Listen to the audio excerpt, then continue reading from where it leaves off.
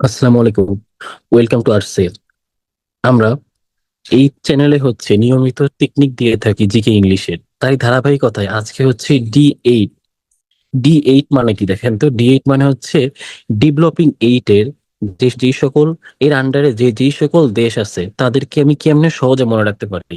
দেখেন, ডি8 এর আন্ডারে কিন্তু বাংলাদেশ আছে, যার কারণে ডি8টা ইম্পর্টেন্ট।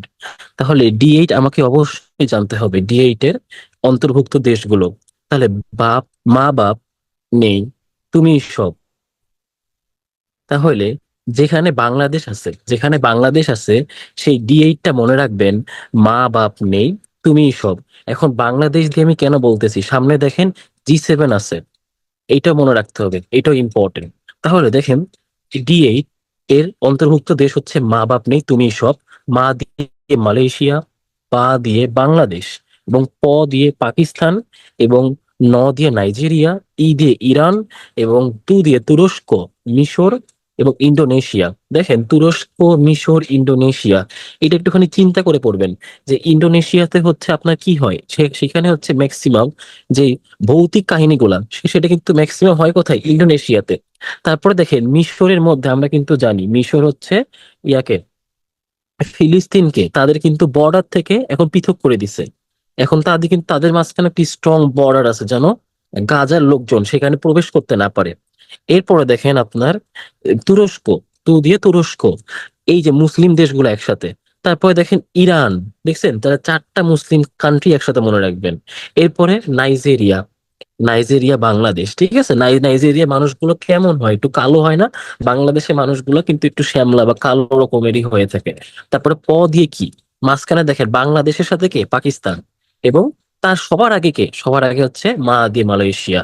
তাহলে মা বাপ নেই তুমি সেরা, এটা দিয়ে ডি8, ডেভেলপিং এইট এর যে আটটা দেশ, তাকে মনে রাখা যায় সহজে। এরপরে আসেন জি7। জি7 দেশ, জি7 এর মধ্যে খেয়াল করে দেখেন, গ্রুপ অফ 7 এর অন্তর্ভুক্ত রাষ্ট্রগুলা কি কি। এটা মনে রাখার টেকনিকটা ব্রিটেনে কানা রাজা, যুক্তরাষ্ট্রের ফ্রাই। ব্রিটেনে যে কানা, কানা যে হয় তাকে কিন্তু মানুষ দেখেন বিক্রি করে খেয়ে ফেলে, ফ্রাই করে খেয়ে ফেলে, মনে রাখবেন। যে কানা হয় মানুষজন তাকে একেবারে ফ্রাই করে খেয়ে ফেলে। তাহলে ব্রিটেন দিয়ে কি হবে? ব্রিটেনের কানা দিয়ে হবে কানাডা। তারপর রাজার এই যে যা দিয়ে মনে রাখবেন জাপান, যা দিয়ে জার্মানি। তারপরে যুক্তরাষ্ট্র, যুক্তরাষ্ট্র, আর ফ্রাই।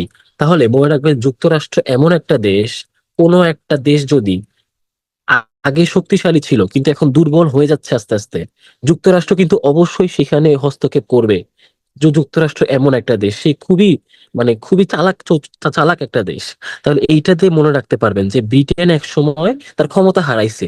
তাহলে ব্রিটেনের যে রাজা, সে কানা হয়ে যাওয়ার পরে যুক্তরাষ্ট্র এসে তাকে ফ্রাই করে দিছে। তাহলে ব্রিটেন, কানাডা, জার্মানি, জার্মান, আর জাপান, ফ্রান্স, ইতালি, যুক্তরাষ্ট্র, তারা কি গ্রুপ 7 এর আন্ডারের দেশ। আর ডি8 এ কারা কারা? মা বাপ নেই তুমি সেরা। তাহলে মা বাপ নেই তুমি সেরা বা তুমি সব। আর ব্রিটেনে কানা রাজা, যুক্তরাষ্ট্রে ফ্রাই হয়ে গেল। তাহলে আশা করি আমি এইটা দিয়ে সহজে মনে রাখতে পারবো। এবং এমন আরো নিয়মিত আমরা টপিক দিয়ে থাকবো, টপিকের টেকনিক দিয়ে থাকবো। এবং যদি আপনাদের কোনো সমস্যা থাকে সেটা আমাদেরকে নিচে কমেন্টে জানাবেন। ঠিক আছে, আল্লাহ হাফেজ।